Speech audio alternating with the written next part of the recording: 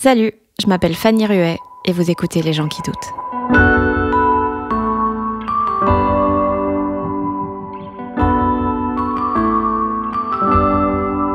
Et c'est aussi dans ce moment-là, je me dis putain, un jour on va crever, il y aura plus ça quoi. Ma peur de la mort maintenant vient surtout dans les moments où je suis le plus joyeux quoi. Genre il y a une petite part de moi dans mon cerveau qui me dit fais pas trop le malin, à tout moment ça peut s'arrêter. C'est terrible.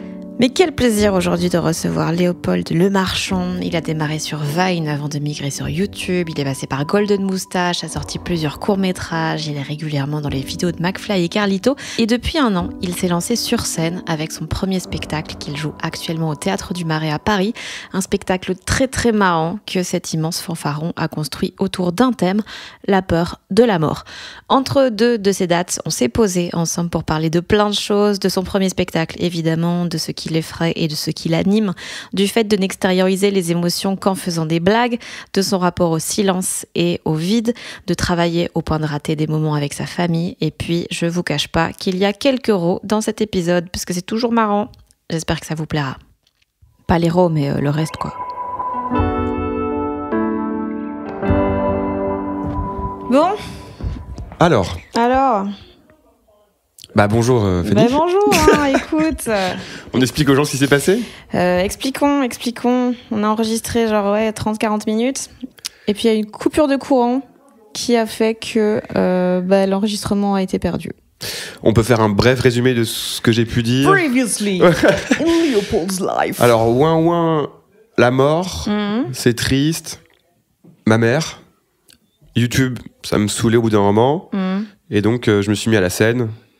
Et j'ai jamais été aussi heureux de ma vie. Voilà. Je veux quand même toujours être comédien. Mais j'avoue que maintenant, si tu me dis, tu peux faire que de la scène toute ta vie, je dis ok, ça me va. Mais c'est quoi qui te plaît dans la scène ? Eh ben, c'est vrai que mais cette réponse a été donnée 1000 fois, je pense, dans ton podcast, mais c'est les rires instantanés, quoi.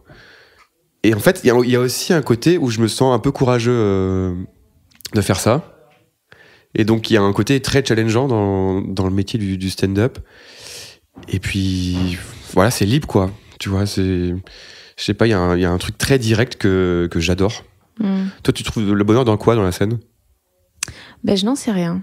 Ah tiens. En vrai, j'en sais rien. Est-ce que ça te rend vraiment heureuse, d'ailleurs ? Eh ben non. Non, mais en fait, moi, je sais que je détesterais ne faire que ça. Ok. Parce que je trouve que c'est malsain de faire un truc où ton ego n'est basé que sur la réaction des gens que tu as en face de toi. Oui, bien sûr. Maintenant, tous les autres trucs que je fais, c'est aussi basé sur les réactions des gens. Ouais. Mais il y a une grosse part d'ego, c'est sûr. Ouais, forcément. Mais est-ce que c'est pas bizarre que tu fasses de la scène alors que un des trucs que tu as dit dans l'enregistrement que vous n'entendrez jamais, c'est que YouTube et tout, ça avait commencé à te peser beaucoup justement parce que les gens qui m'aimaient pas, ils le disaient et tout. Ouais. Donc ça veut dire que t'es conscient et touché par ce que les gens pensent de toi. Ouais. Mais là, la scène, c'est prendre le risque que vraiment face à toi, des gens n'aiment pas ce que tu fais. Ouais, mais jusque-là, je pense que les gens qui sont venus, pour la plupart, franchement, m'aiment bien ce que je fais. Donc, franchement, si des gens aiment bien ce que je fais depuis 6 ans, je vois pas pourquoi ils aimeraient pas le spectacle, en fait. Tu vois, donc les gens qui viennent, en vrai... Et j'essaie d'être un peu généreux dans le spectacle, faire des sketchs, du stand-up, et qui est souvent des blagues, pour qu'on s'ennuie pas, quoi. Et quand t'es en plateau, t'as pas cette peur c'est des gens qui peut-être ne te connaissent pas ? Si. Bah ouais, évidemment, j'ai un peu plus peur en plateau que quand je joue au Théâtre du Marais. En vrai, je stresse même quasiment pas, en fait, avant de jouer mon heure. Parce que ça se passe, franchement, quasiment toujours bien, quoi. Mais en plateau, ouais, c'est un peu plus compliqué, ouais. Ouais, forcément. Parce que il y a une blague que je fais où je demande aux gens s'il y a des gens qui me connaissent dans la salle. Et il y a la plupart du temps, il y a, je dirais, 30-40%. Mais après, c'est à moi aussi avec ce spectacle, justement, de ramener les gens qui me connaissent pas. C'est aussi ça l'objectif. Est-ce que t'as peur que des fois, les gens, ils aiment ton spectacle parce qu'ils aiment le fait de t'avoir vu en vrai plus que parce que le spectacle est bon ? Ah putain, c'est une bonne question qui va être horrible à répondre. Si tu veux, je peux faire sauter le courant comme ça. Bah en fait, tu peux pas vraiment savoir, quoi. Évidemment, avec mon ego d'artiste, quand les gens me disent que c'est bien, je me dis bon bah ok, c'est que le spectacle est bien et pas parce qu'ils sont contents de me voir. Et puis je me considère pas comme une star, quoi, tu vois. Donc je considère pas que les gens sont. J'ai jamais vu quelqu'un effaré de me voir, quoi. J'ai ce rapport avec les gens qui ils me voient, ils me parlent comme si j'étais un pote à eux, quoi. Mais ceci dit, tes potes, quand ils viennent te voir, ils sont très sympas avec toi, c'est eux qui rigolent le plus, donc il y a peut-être un côté comme ça, ouais. Mais moi, après, du moment que ça fait rire les gens, après, c'est que ça fonctionne, ouais. Mais je verrai quand mes salles seront à 40% remplies de gens qui me connaissent pas. Ouais, peut-être que ça sera... Mais déjà, là, en rodage au Théâtre du Marais, franchement, j'ai eu des salles où il n'y avait pas forcément que des gens qui me connaissaient, et notamment une vieille personne de 92 ans. Ah oui? Ouais. C'est pas le public YouTube? Ah non, pas du tout. Et il s'est mis au premier rang. Et c'était très drôle. Bon, parce que du coup, mon spectacle, je le disais dans l'ancien enregistrement, mais parle de la peur de la mort, beaucoup. Et donc, quand j'ai une vieille personne au premier rang, c'est du pain béni, quoi. C'est un caméo, quoi. Ouais, oui, c'est ça. Et en fait, au début du spectacle, il rigolait beaucoup. Bon, alors, il est venu il y a très longtemps, donc ça a beaucoup évolué. Et le spectacle est mieux. Il est peut-être parti, le pauvre. Paix à son âme. Et il rigolait beaucoup au début. Et puis vers le milieu du spectacle, je le voyais moins rigoler. Et du coup, je lui demande, le spectacle, ça vous fait moins rire qu'avant, là? Et il m'a fait le signe de la main en mode moyen, quoi. Moi, c'est pas du tout la cible. Mais... Et du coup, ça a été mon running gag après de le détester, ce mec. Et à la fin, je lui ai fait des fuck. Et il s'est levé et m'a répondu un fuck. Donc les gens, évidemment, ils étaient morts de rire. Parce qu'évidemment, avec ce monsieur, on en jouait. Tu vois, il était très drôle, en vrai. Et à tel point qu'à la fin, les gens m'ont dit, mais attends, mais c'est un comédien, ouais, genre ils pensaient que ça faisait partie du show. Et non, pas du tout. Mais ouais, j'adore quand il y a des vieilles personnes qui viennent au spectacle, ouais. Mais t'as pas peur qu'ils soient réellement touchés? En fait, je me rends pas compte de... Ouais. Bah oui, avec le thème du spectacle, oui, forcément, il est touché. Mais moi, je trouve que plus tu vieillis, moins la peur de la mort est effrayante. Parce que tu te rends compte que la vie, c'est sympa, mais voilà, c'est pas dingue, quoi. Tu l'avais mieux dit dans l'autre enregistrement. Là, t'as l'air sinistre. Ouais. Là, t'as l'air sinistre. Tantôt, t'avais mieux développé. Non, mais je jouais.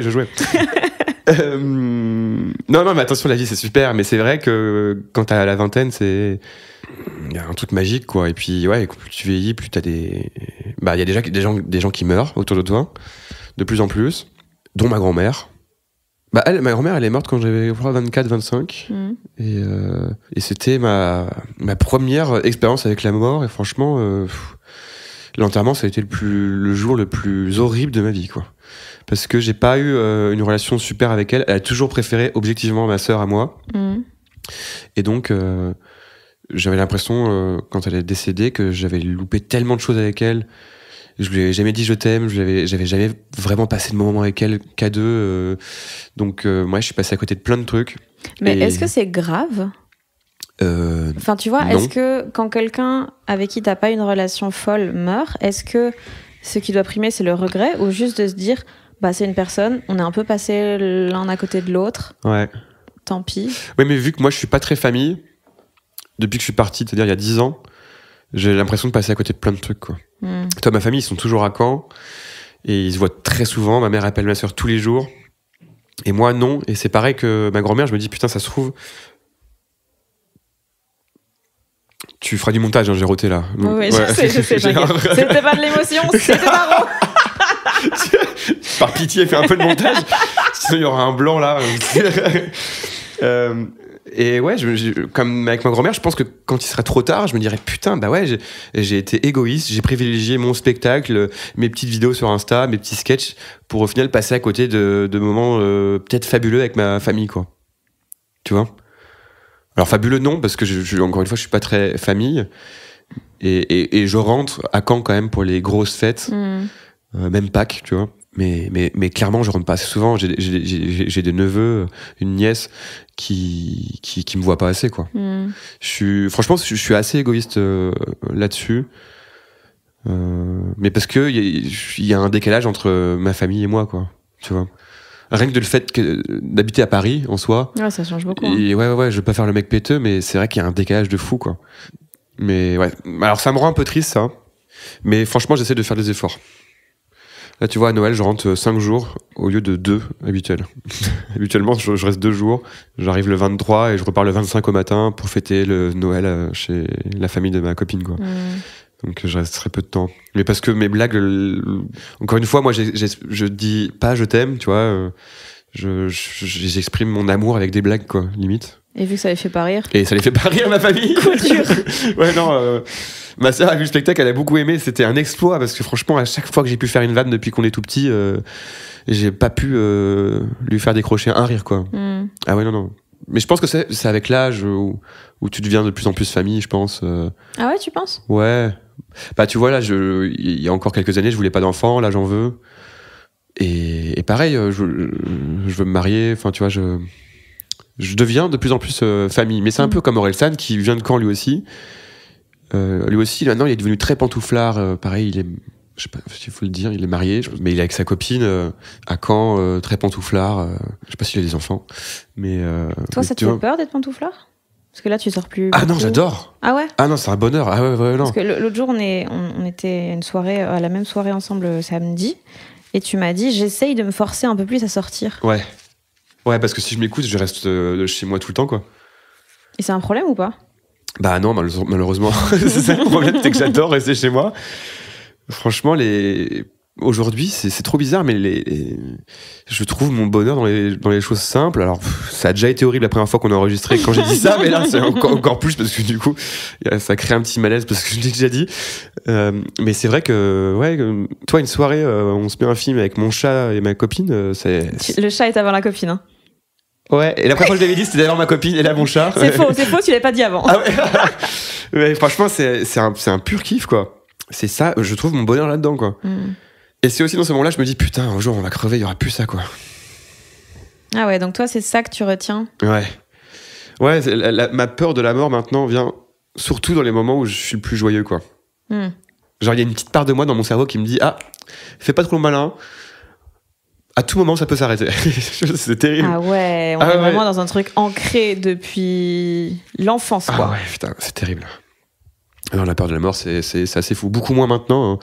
Mais depuis que je suis tout petit, ouais, la peur de la mort, c'est ma némésis, quoi. C'est le truc. Et alors, j'ai appris que pas tout le monde. Il y a des gens qui n'ont pas forcément peur de la mort. Alors, je trouve qu'ils font leur intéressant, mais. Ouais, de ouf. Mais sans vouloir me vanter, franchement, ah ouais moi, j'ai beaucoup plus peur de celle des autres que de la mienne. Ah oui. Tu vois, parce que moi, si je meurs, enfin, tu vois. Ouais, trop tard, quoi. Bah, c'est.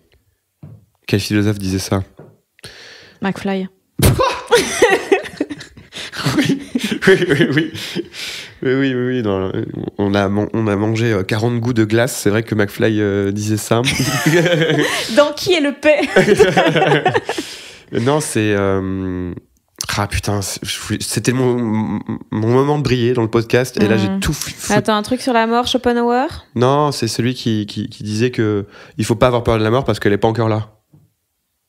Even.fr. Non. Putain, qui disait ça? Et là tu chantes et Christophe Maé. Attends. J'ai trouvé sur internet parce que là je passe pour un guignol. Tu passes pour quelqu'un qui a inventé cette phrase tout simplement, qui est pas si brillante. Oui, parce que pour nous les vivants, la mort c'est rien parce qu'on est vivant, et quand on est mort, elle est rien non plus, vu que Ouais, mais c'est pour ça que pour moi c'est celle des autres. Épicure. Ah oui, ok. Voilà, mais je suis pas allé chercher sur internet, hein. Je l'avais en tête depuis le début et t'as fait du montage, donc ouais. Elle vient d'arriver. C'est merveilleux. Ouais. Épicure disait ça, ouais. Peur de la mort, c'est passé maintenant. Ouais. Tu fais plus de crise d'angoisse. Plus du tout, ouais. Ça a été miraculeux, grâce notamment à l'hypnose. Ah oui, j'avais entendu, ça fait de l'hypnose. Attention, en visio. En visio, ouais. Alors, je sais pas quel degré d'effet placebo il y a eu, mais bon, toujours est-il que ça fonctionne. J'ai fait 2-3 séances, juste après le Covid. Et franchement, j'ai pas refait de crise d'angoisse. J'ai eu des petites périodes d'anxiété et d'angoisse, mais pas de là à en faire des crises d'angoisse qui se manifestent comme l'impression de crever, quoi. Donc, ça, par contre, ouais, j'en ai tellement eu dans ma vie. J'ai eu des périodes dans ma vie où pendant 4 mois, tous les jours, je faisais des crises d'angoisse. Tous les jours, je pensais que j'allais mourir, quoi. Il y avait un déclencheur ou... Non. Enfin, sur le moment, je pensais que non, et puis en fait avec le recul, c'est que souvent, soit il y avait une peur de se faire oublier dans le métier, soit aussi dans mes relations amoureuses qui ont été assez chaotiques, je me mettais dans des situations pas terribles, à savoir sortir avec des filles qui avaient déjà un mec. Yes. Pour quelqu'un de jaloux, moi je voulais me tester, tu vois, il me dit allez, justement t'es jaloux, alors profites-en, vas-y, essaye cette relation. Qu'est-ce qui pourrait mal se passer? Voilà, et en fait tout quoi. Évidemment, c'était un fiasco, et je l'ai fait 2 fois ça en plus. Ah ouais. Ah ouais, 2 fois. Ah, t'apprends rien. Hein. Non, non, c'était terrible. Et donc évidemment ça s'est débouché sur des ruptures. C'est fou que le fait d'avoir peur d'être oublié dans ton métier, ça ait comme effet une peur physique de la mort, quoi, une impression physique que t'es en train de mourir. Ouais, bah, ça se lie à une peur de l'abandon aussi, qui est liée, ça pour le coup, à mon père. Tes parents ils sont séparés quand t'étais pas encore né, je pense. Ouais, juste avant ma naissance. Ouais. C'est toi le problème. Bah ouais. Évidemment, quand t'es tout petit, tu te dis que c'est de ma faute, en fait. Ils se sont séparés juste avant que j'arrive, donc ils me voulaient pas. Et c'est pour ça aussi que j'ai beaucoup fait de psychanalyse quand j'étais tout petit. Vraiment, j'ai commencé à 6-7 ans. C'était un exutoire, quoi. Et ça m'a fait franchement pas mal de bien quand j'étais enfant. Et puis je faisais tellement de crises d'angoisse quand j'étais enfant que il fallait au moins que je fasse ça, quoi. Je pouvais pas encore faire de l'hypnose ou des randonnées de bien-être. En étant muet pendant 4 jours. Oui, voilà, avec des tisanes et tout. Non, ça je pouvais pas. Mais j'avais une pédopsychiatre et ça me faisait trop de bien, quoi. Mais moi, j'ai une enfance très angoissée. Et là, ça va mieux parce que je ne sors plus avec une fille qui a déjà un mec. Et j'ai trouvé un équilibre, franchement, dans le stand-up, là. Je pense avoir trouvé un truc qui me fait vibrer. Putain, oh la vache. Tu n'as aucun vocabulaire. Merde. Quoi ? Tu n'as aucun vocabulaire. Oh non, c'est terrible. Non, mais tu vois ce que je veux dire ? Franchement, c'est aussi génial que terrifiant. Il y a des hauts, il y a des bas. Donc franchement, tu t'ennuies jamais, quoi. Alors ça te rend triste comme les pierres, mais en même temps, c'est génial. C'est ça qui est trop bizarre avec le stand-up. En fait, c'est très très dur. Et du coup, ça me bouscule, quoi, en vrai. T'as besoin que ce soit dur pour que ça te plaise ? Non, mais ça a jamais été très dur, parce que même quand je me suis lancé sur Vine, un mois après, on m'a contacté pour faire Golden Moustache, donc j'avais fait quelques petites vidéos. Quand je me suis lancé sur YouTube, McFly et Carito m'ont contacté, et donc, en fait, j'ai eu beaucoup de chance, tu vois, à chaque fois. Et je les remercie d'ailleurs. Et là, franchement, c'était la première fois où là, ça va pas du tout être si facile. Et je suis content parce que c'est mon premier vrai gros projet. Je sais pas si c'est utile de penser ça, mais plus le chemin est compliqué, plus tu te dis putain ouais, ok, je suis content que ça fonctionne, quoi. Tu vois. T'as l'impression que c'est un risque de faire du stand-up pour toi ? Ouais, quand même. Est-ce que ça peut te toucher plus fort que les autres trucs que t'as fait Ouais, parce que il y a des gens qui viennent te voir. Moi, pour le coup, la plupart des gens qui viennent me voir me connaissent déjà. Ils voient ce que je fais sur Internet. Et donc, c'était un risque aussi à prendre que je les déçoive, entre guillemets. Donc, et pour le moment, ça va. Franchement, on est complet toutes les semaines, donc c'est trop cool. Et là, le challenge, c'est aussi de faire rire les gens, de séduire des gens qui me connaissent pas, quoi. C'est là tout l'enjeu. Mais oui, c'est un challenge. J'ai pas envie de décevoir les gens qui... Mais pareil, c'est rattaché à la peur de l'abandon, quoi. Tu vois, je me dis, si j'arrête YouTube, alors que je fais rire les gens avec YouTube, et là, si ça leur plaît pas, ben, ouais, ça fait chier, quoi. C'est quoi les trucs les plus premiers degrés que t'as fait ? Premier degré, j'ai fait un court-métrage sur YouTube qui s'appelle Dis-lui, qui traite de la difficulté à dire je t'aime à ses parents. Bon, là, en l'occurrence, c'est avec la mère. Et j'ai fait aussi un court-métrage que j'assume plus trop parce que je pense plus du tout la même chose, mais c'était sur la difficulté de s'engager avec quelqu'un amoureusement. Le bal molle. La balle molle, ouais, exactement. Et alors, je l'aime toujours, mais c'est vrai que je suis plus d'accord avec moi-même, quoi. La balle molle parce que on est un couple sur un terrain de tennis et moi, j'ai peur de m'engager. Donc, il y a une espèce de métaphore. Ouais. Voilà, j'ai peur de m'engager dans la relation et en fait, le message à la fin, c'est en fait, il faut juste laisser couler et puis si ça marche pas, tant pis, quoi. Et en fait, le vrai truc, c'est que quand t'as trouvé la bonne personne, je pense que tu te poses plus de questions. Effectivement, oui, c'est juste que jusque-là, j'avais pas trouvé la bonne personne. Et j'étais quand même amoureuse des femmes avec qui je suis sortie, mais c'était clairement pas les femmes de ma vie, quoi, tu vois. Et là, franchement, oui, je pense clairement, la personne avec qui je suis aujourd'hui, c'est parfait, quoi. Enfin, je veux dire, parfait non, mais il y a très peu de vagues. Et là, tout cool, franchement, il y a... Donc du coup, c'est pour ça que je suis plus trop d'accord avec mon court-métrage, c'est que avant, je pensais qu'il fallait limite un peu se forcer dans les relations, parce que forcément, c'est pas toujours tout rose, mais en fait, si, ça peut être tout rose, quoi. C'est parce que ça fait moins de 3 ans que tu dis ça. Ah, bien sûr. Attends, mais bien sûr. Attends. On fait le podcast dans 5 ans. Mais ça va être terrible, on aura... La conne. Ah oui, on aura des enfants, ça va être terrible. Ah oui, bien sûr. Ah là, c'est parce que c'est quasiment le début, quoi, donc tout est beau, quoi. Non, mais franchement, elle est géniale, quoi. Enfin, et c'est aussi une très bonne amie à moi, quoi. On rigole beaucoup, elle me fait rire, je la fais rire, enfin, c'est génial, quoi. J'ai l'impression que tous tes courts-métrages, ils sont assez prum-dug, en vrai. Ouais. Et ils parlent tous de la même chose. Ouais. Qui est ne pas savoir exprimer les émotions, voire même ne pas savoir les reconnaître, j'ai l'impression. Toi, t'arrives à reconnaître les émotions ? Non, parce que je fais tout passer par le rire. Comme tous les humoristes, quasiment. C'est insupportable. Ouais, c'est odieux. Hein. On est vraiment des connards. Et c'est vrai que je pleure rarement, quoi. Mais je pense que, bon, bah, c'est comme tous les mecs, on nous a appris à pas pleurer. Alors, c'est complètement débile, mais je pleure que au cinéma, quoi. Franchement, je pleure beaucoup au cinéma, mais dès que ce sont des vrais trucs de la vraie vie, enfin, tu sais, même aux enterrements, je fais les blagues, enfin... il faudrait que t'arrêtes, Léopold. Tu agaces tout le monde. Oui. Surtout ceux que tu connais pas. Non, mais j'ai fait un rodage à l'enterrement de ma grand-mère et franchement, ça s'est plutôt bien passé. Franchement, les gens se sont levés pour partir. C'était pas une standing. Mais ouais, bah, oui, j'ai peur de... Quand c'est trop grave, ouais, je désamorce avec des blagues. C'est ma manière de pleurer, quoi. Pouah, il l'a dit, les termes sont dits. C'est le titre du spectacle, de l'épisode, putain.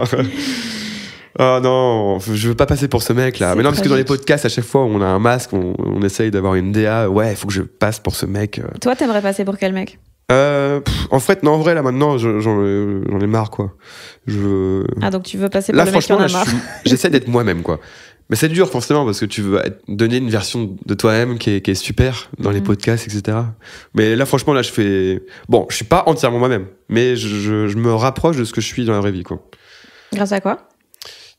Parce que j'ai longtemps eu justement un masse en société et sur les réseaux et tout ça. Et en fait, bah, je vieillis et en vrai, j'en ai un peu marre, quoi, tu vois. Et c'est tellement plus simple d'être soi-même dans toutes les circonstances. J'avais peur justement du regard des autres et faire que des blagues. Et de moins en moins, maintenant, j'essaye... je me dis qu'on peut aussi m'apprécier pour ce que je suis et pas le petit clown... au fond de la classe, quoi. Tu vois ce que je veux dire ou pas ? Ouais, mais comment tu l'as compris, ça, que tu pouvais avoir une valeur même sans faire des blagues ? Parce que c'est dur quand t'as toujours fonctionné comme ça. Ah ouais, complètement. Mais bah moi, je me dis que c'est l'âge, quoi. Et tu mûris et j'ai fait pas mal de tri dans mes amis aussi, tu vois. Les trucs ouais, je pense que c'est un tout, quoi. Et aussi la flemme, quoi. C'est surtout ça. Ouais, la flemme qui est immense. Et surtout, ne pas être moi-même me crée aussi des angoisses. Et c'est peut-être aussi pour ça que je en fais de moins en moins, même plus du tout maintenant.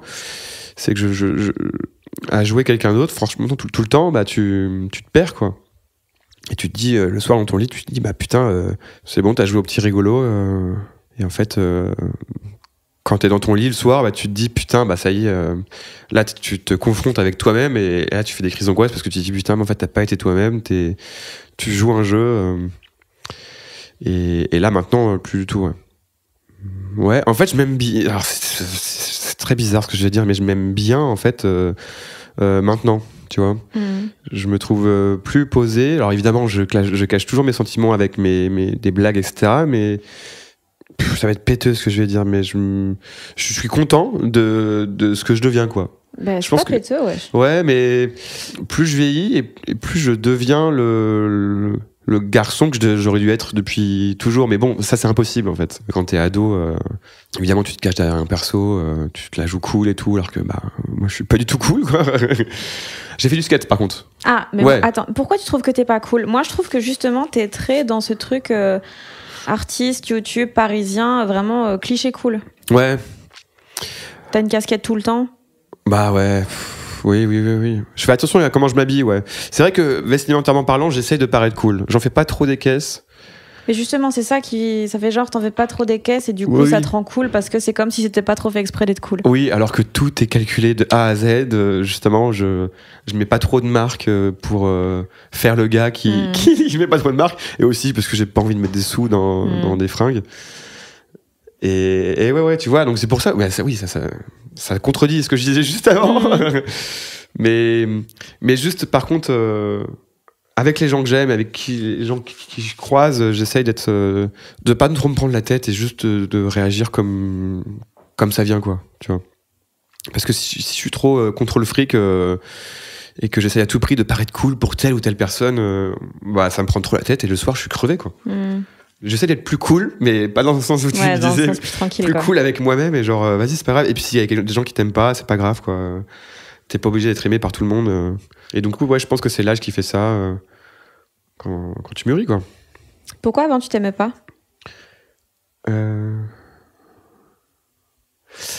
Putain, c'est une séance de psy gratos, ce podcast.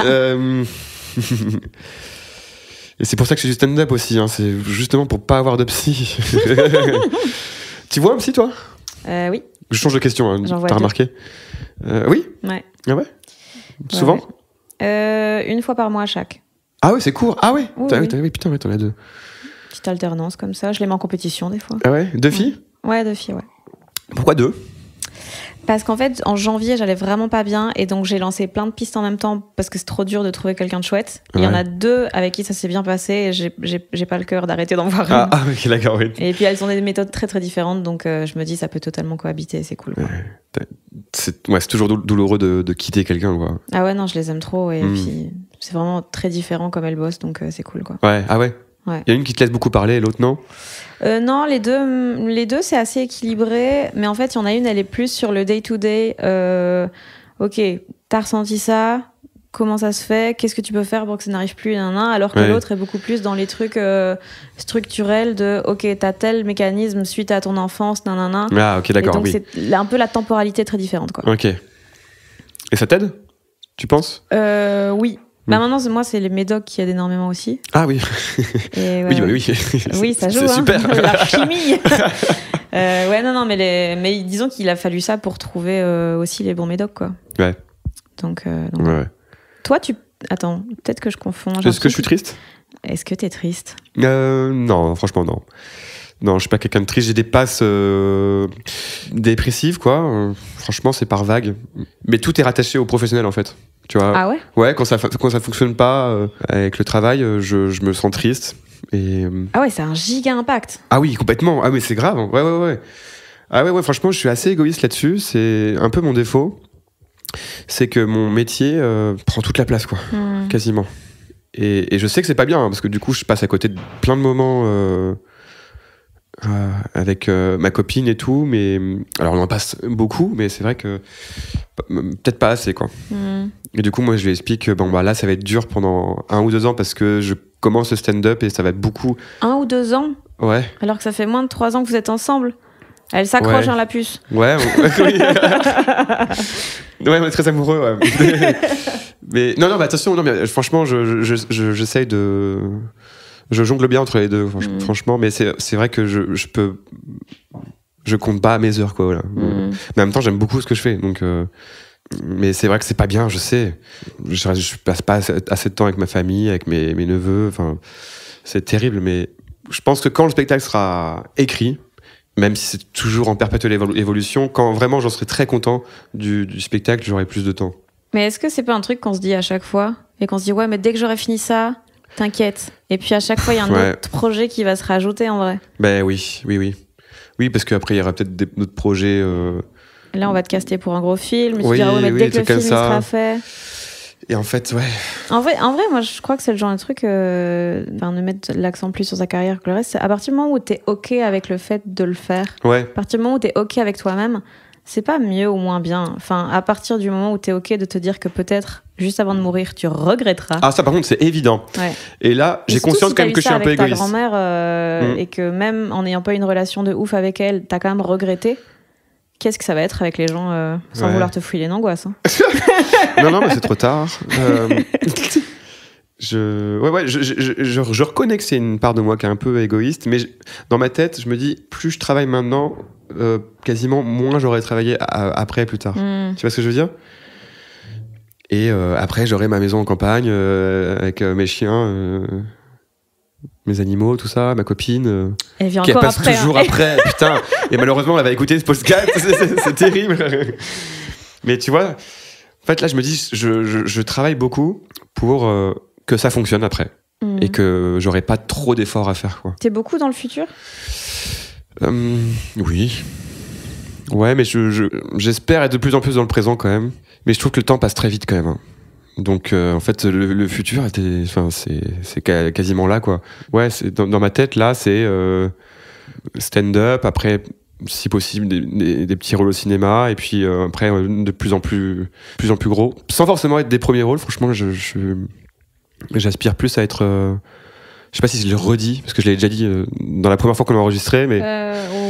Ouais, non, c'est vrai que c'était dans le premier, pas dans le deuxième. Mais j'aspire plus, donc, à être... avoir des seconds rôles plutôt que être bien inné.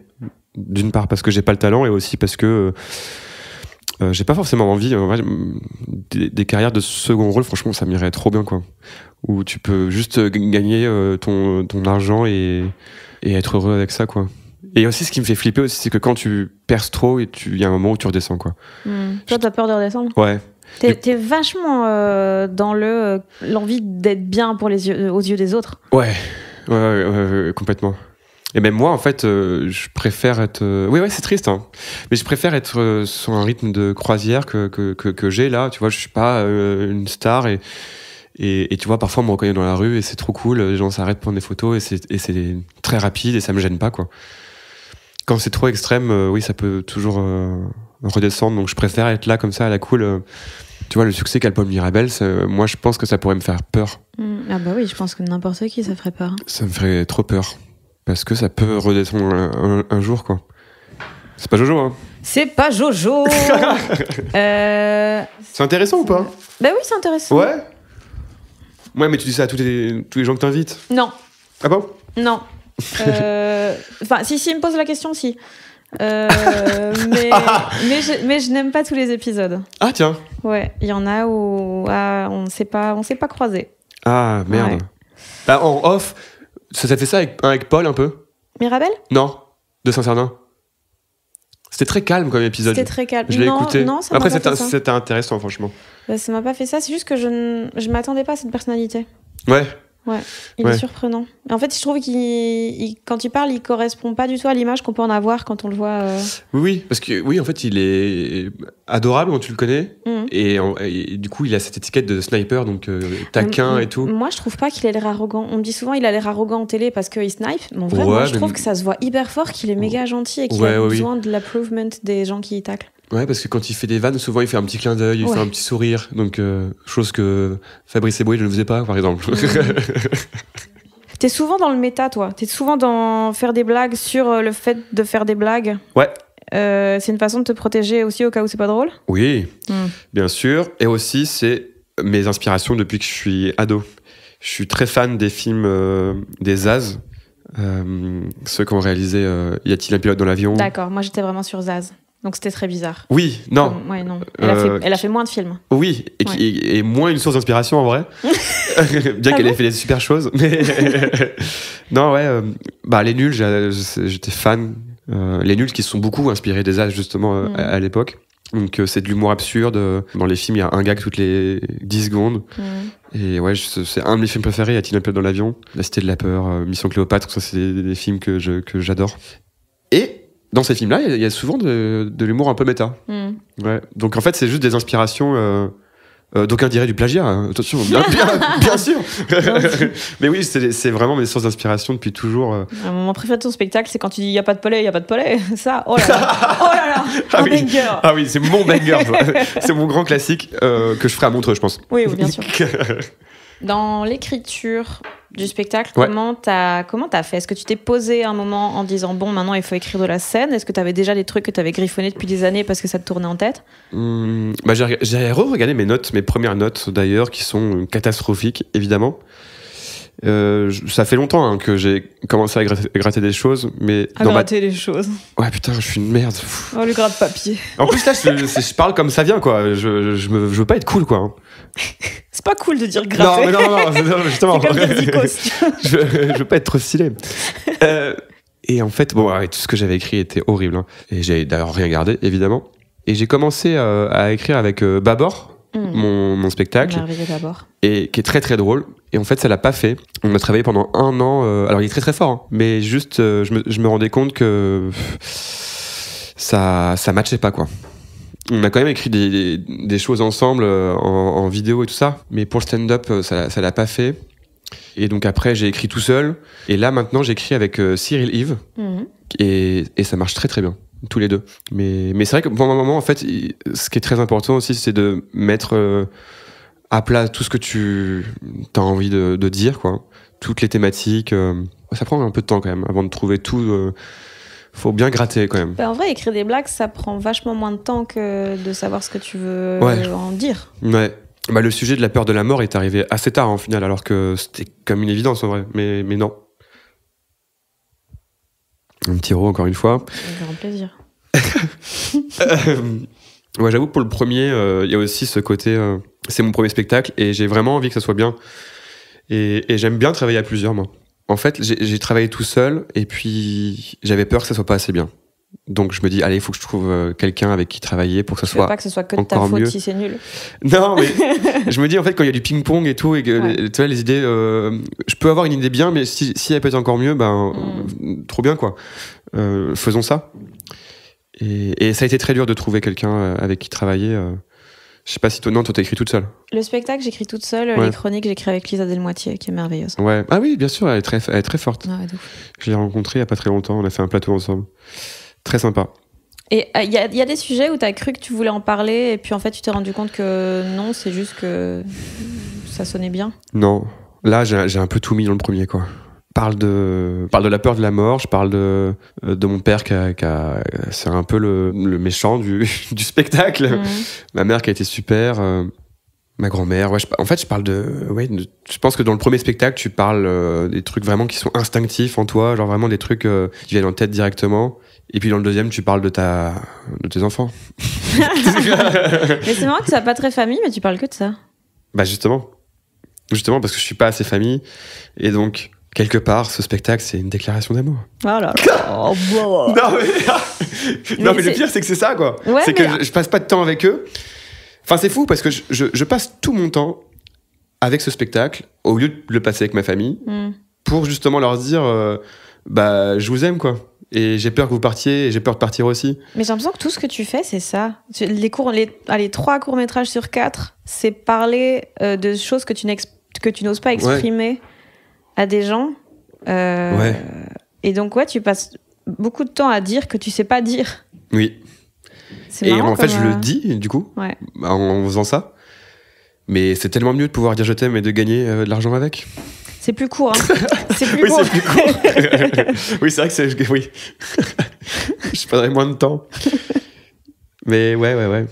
T'as eu envie d'arrêter des fois, le stand-up ? Le stand-up ? Ouais, 40 fois. Ah ouais ? Ah ouais. Mais est-ce qu'il y a un humoriste qui est venu dans ton podcast et qui a dit non, franchement, ça a toujours été une ligne droite Non, mais j'ai l'impression qu'il y a des gens, ils ont besoin de ça. Les gens, alors déjà, moi, les gens qui disent j'ai besoin de la scène, ça me donne envie de me flinguer.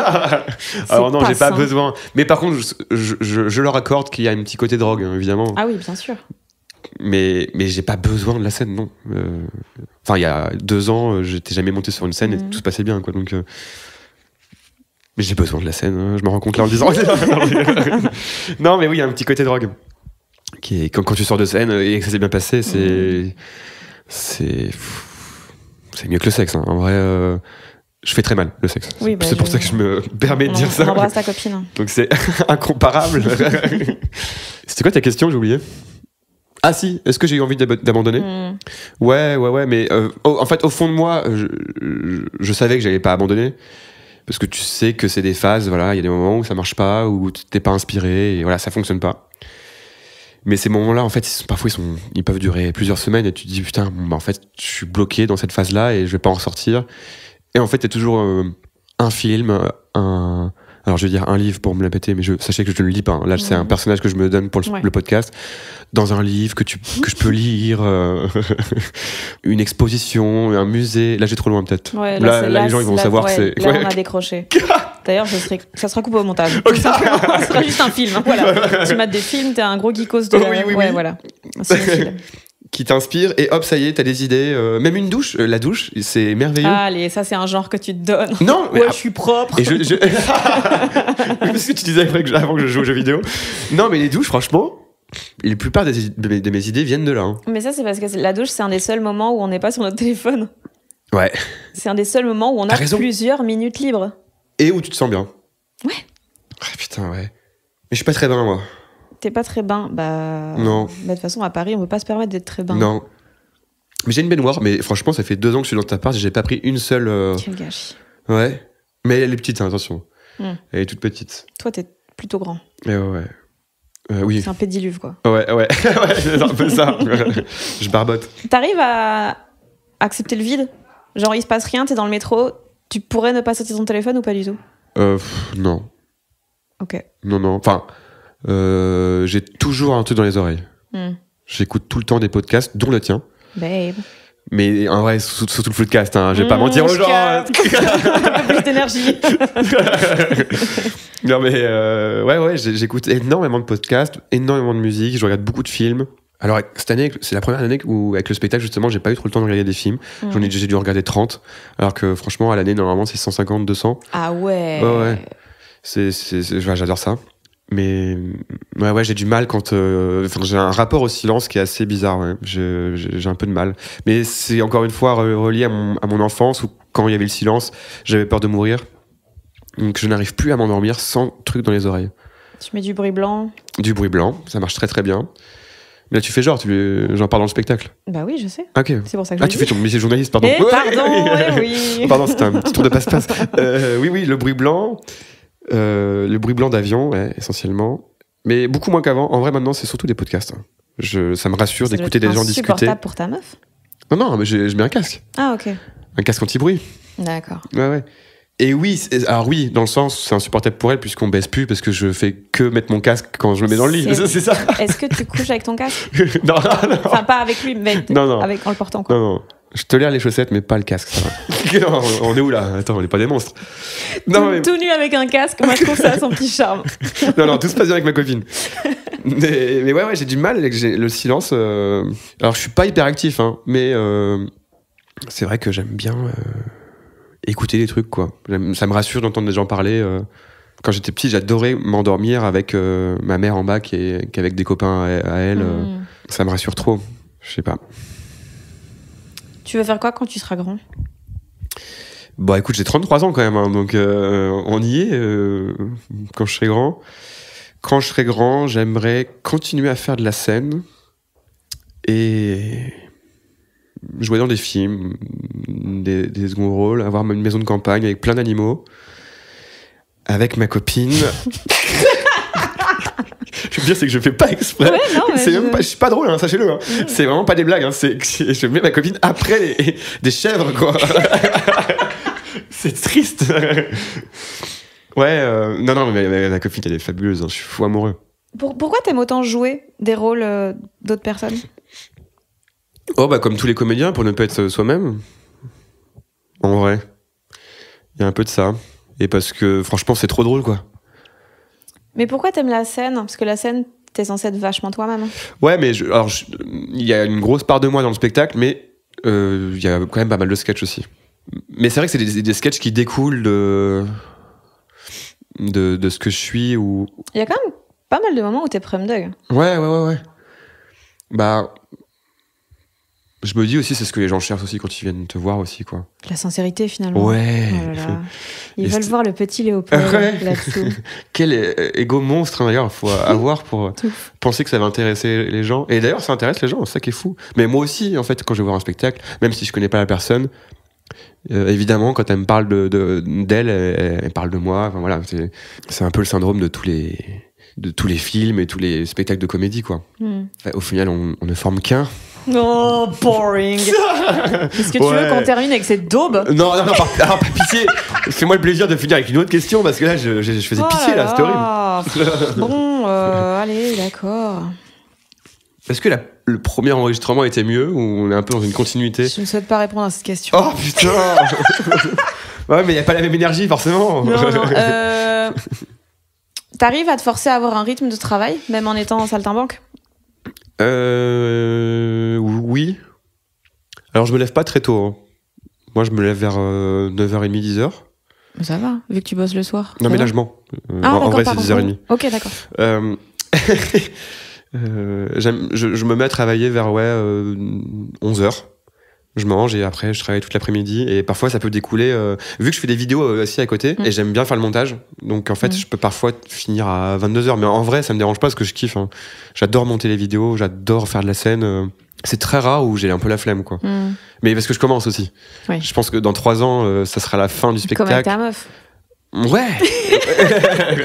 De fou. Ouais, je pense que quand tu l'as joué plein de fois, au bout d'un moment, oui, bon, t'as un peu la flemme. Oh, mais d'un côté, au moins, t'as le cerveau disponible pour d'autres choses. Oui, complètement. Oui, il y aura d'autres projets, c'est sûr. Mais ça ne me dérange pas que ça prenne beaucoup de place, en vrai. C'est tellement cool. Enfin, tu vois, on est payé à faire des blagues. C'est pas franchement gênant. Et ouais, je me mets une certaine rigueur parce que, en vrai, j'ai plus trop le choix. Parce qu'en plus du spectacle, il y a la promo du spectacle. Et quand les gens qui m'invitent pour les interviews sont pas foutus de bien enregistrer, ça te fait faire 2 interviews au lieu d'une. Ça me dégoûte. Tu vois ce que je veux dire ou pas? Ça me dégoûte. C'est l'horreur. Et en fait, il y a tout. Il y a la création de l'affiche, il y a tous les rodages, tous les plateaux, toutes les vidéos promo que je fais. Là, tu vois, c'est des sketchs que je fais moi sur Insta là, mais en fait c'est un tout et en vrai ton cerveau est à 100% pris là-dedans. Mais je me plains pas, franchement c'est super. Hein. J'ai jamais trouvé autant de bonheur professionnellement que depuis que je fais ça. Tu veux terminer par un ro? Mais j'ai bu du coca 0 avant de venir, hélas. Eh ben c'est ça. Non, si. c'est pas fini. Si. Non, par pitié, une dernière question, vraiment. C'est pas grave, les gens partiront. C'est super un ro. Ah bon? Moi je trouve ça incroyable comme ça.